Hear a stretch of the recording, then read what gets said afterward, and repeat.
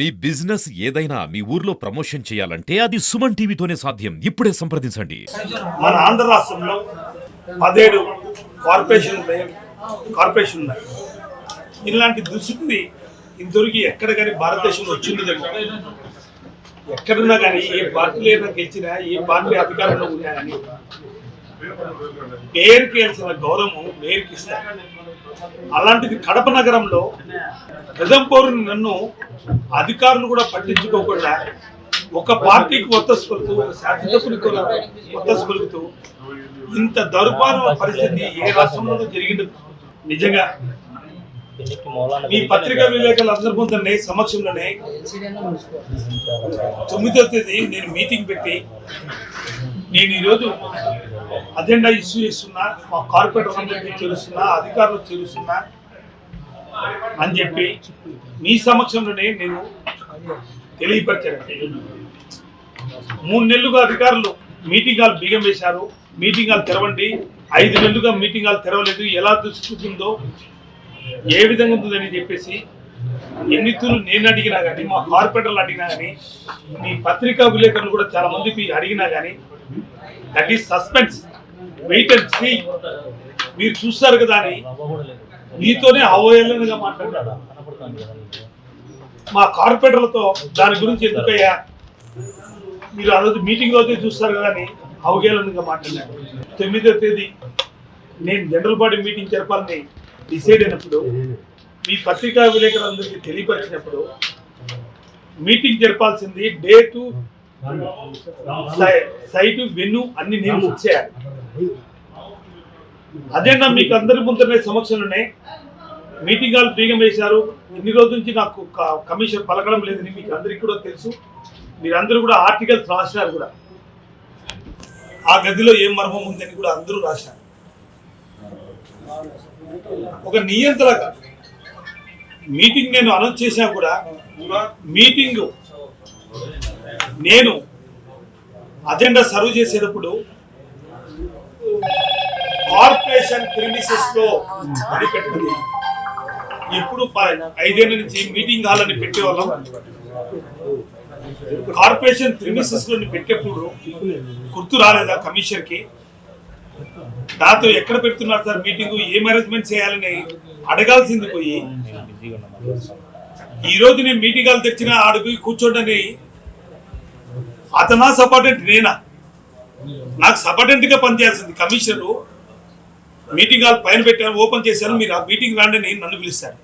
Meeting conduct చేసేది నేను, తీర్మానాలు చేసింది నేను, మా కార్పొరేటర్లు, మేము మెజార్టీ సభ్యులము.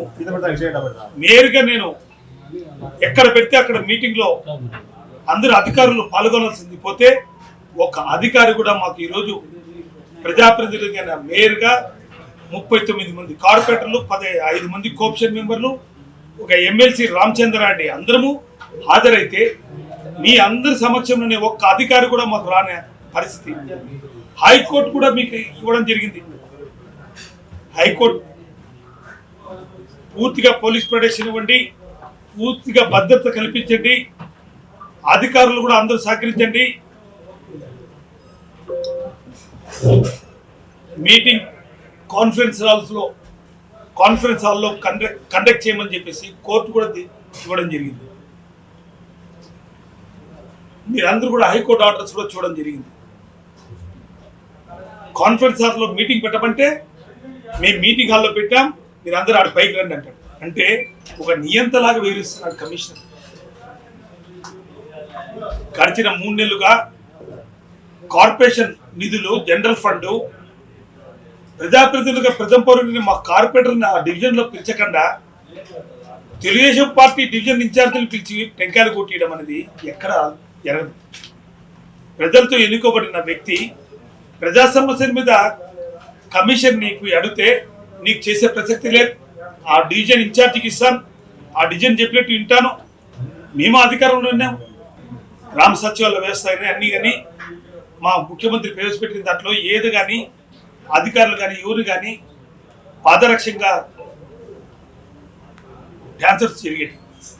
ఈరోజు తెలుగుదేశం డివిజన్ ఇన్ఛార్జ్ లెటర్ ఇస్తే ఇమ్మీడియట్గా మేవకాల మీద గంటలోనే ట్రాన్స్ఫర్ చేసే పరిస్థితులు. నిన్ననే మీరు చూశారు, మీ ప్రెస్ బుక్ లోనే మాట్లాడారు, డివిజనల్ ఇన్ఛార్జ్ పిలిస్తే కమిషనర్ వచ్చేందుకు మీరు లేదండి ఆమె కూర్చొని పని చేయించండి.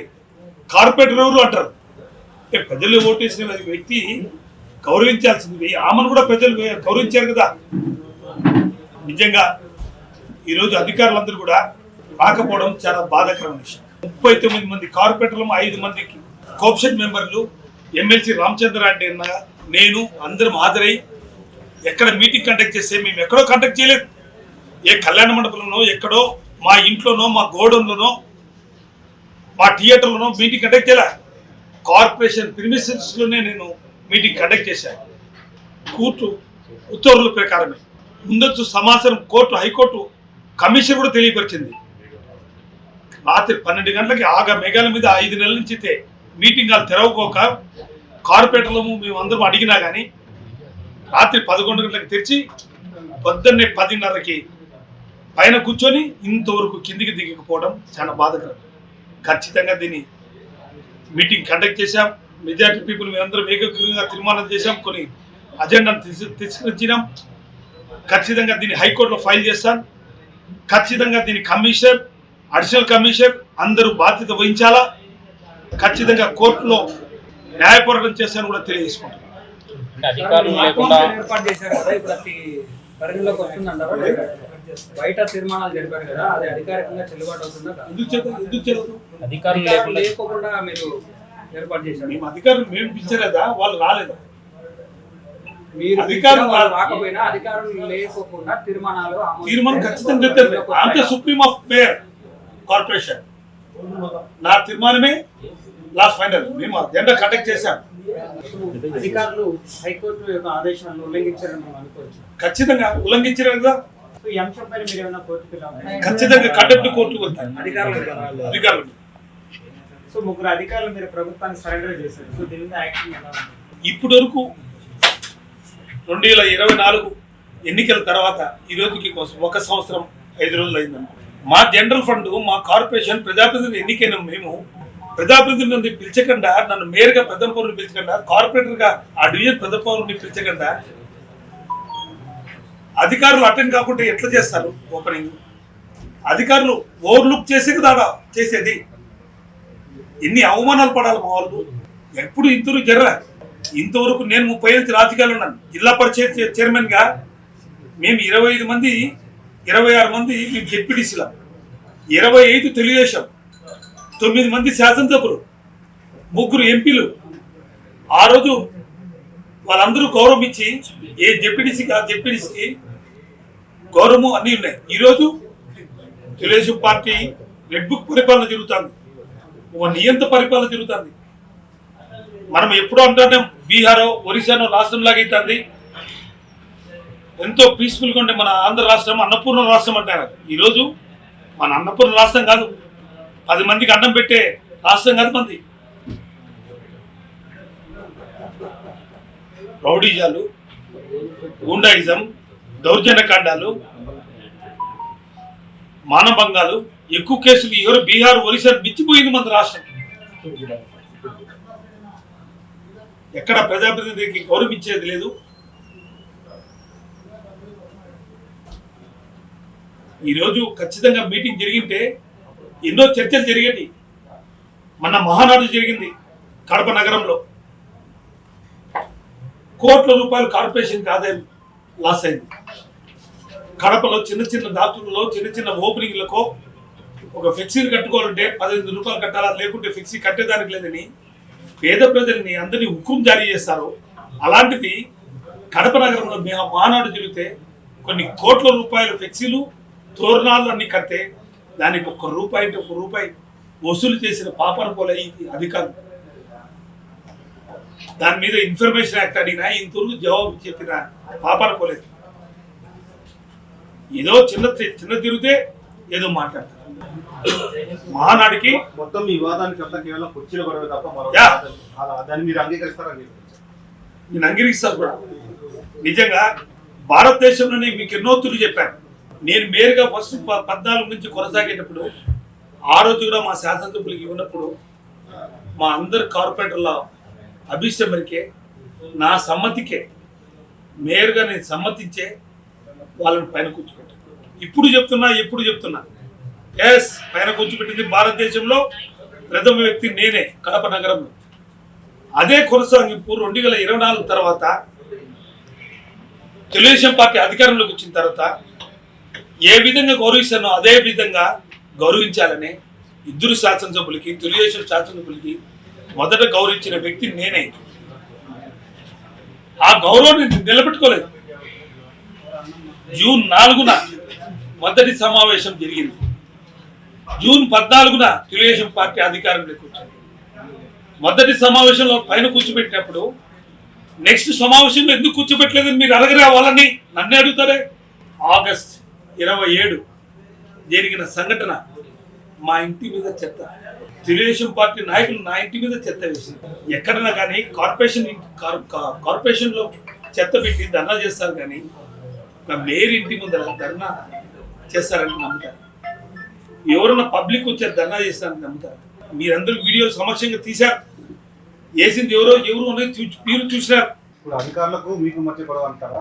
తెలుగుదేశం పార్టీకి వైసీపీకి మధ్య గొడవ? దీనికి అధికారులు మాకు మధ్యన రాలేదు కదా. ఈ రోజు విషయం వరకు అయితే అధికారులు తప్పే కదా.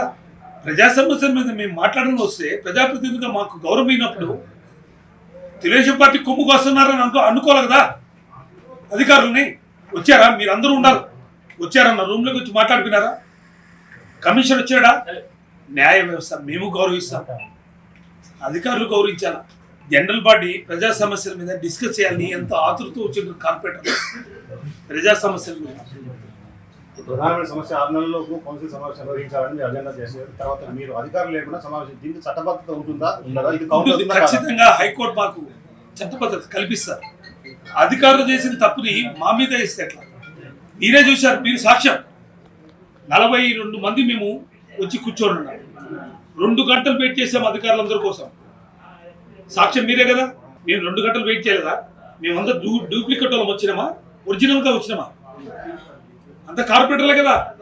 మేము అజెండా ఇచ్చినప్పుడు తెలీదా కమిషనర్కి? చివరిగా దీని మీద ఏం చేయబోతున్నారు? దీని మీద ఖచ్చితంగా న్యాయ వ్యవస్థ మీద పోరాటం చేస్తాం.